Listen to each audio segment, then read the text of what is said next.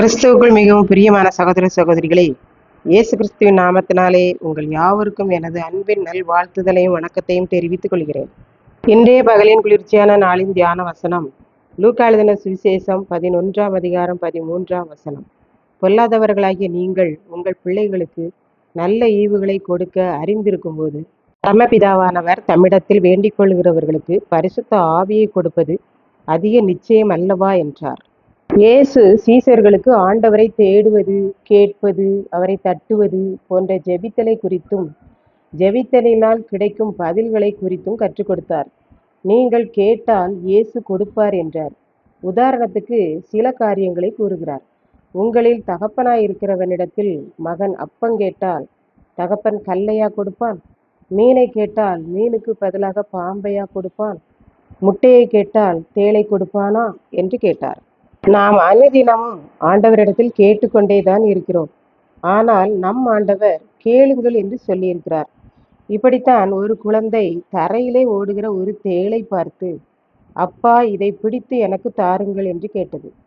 ஆனால் தகப்பனோ, இதை நானும் பிடிக்க முடியாது, நீயும் பிடிக்க முடியாது, கொட்டிவிடும் என்று கூறி அதை அந்த குழந்தைக்கு கொடுக்கவில்லை. அப்படியானால் நாம் நமக்கு பிரயோஜனம் உண்டாக்குகிற காரியங்களை கேட்கவில்லை என்று பார்க்கின்றோம்.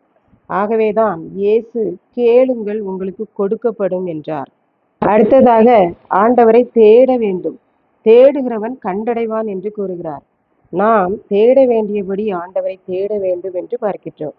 இதை தாவீது ராஜா கூறுகிறார். அந்தி சந்தி மத்தியான வேளையில் நான் தியானம் பண்ணி முறையிடுவேன் என்று கூறுகிறார்.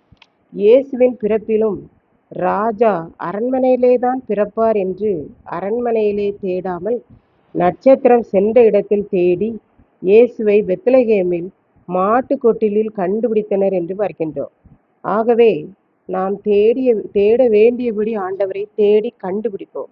அடுத்ததாக தட்டுங்கள் அப்பொழுது திறக்கப்படும் என்று கூறுகிறார். நமக்கு கஷ்டங்கள் ஆபத்துக்கள் வருகிற போது கப்பலில் தூங்கிய இயேசுவை சீசர்கள் தட்டி எழுப்பிய போது உடனே பதில் கிடைத்தது. புயல் காற்று நின்று போய் அமைதி கிடைத்தது. அதை போல நாமும் ஆண்டவரை தட்டி எழுப்புகிற போது நம் குடும்பத்தில் அமைதி சமாதானம் கிடைக்கும் என்று நாம் பார்க்கின்றோம். பொல்லாதவனாகிய மனிதனே தன்னுடைய பிள்ளைகளுக்கு நல்லவற்றை கொடுக்க வேண்டும் என்பதை அறிந்திருக்கிறான். அப்படி இருக்கும்போது ஆண்டவர் நல்லவர். அவர் தம்மிடத்தில் வேண்டிக் கொள்ளுகிற தம்முடைய பிள்ளைகளுக்கு பரிசுத்த ஆவியை கொடுப்பது உறுதி என்று கூறுகிறார்.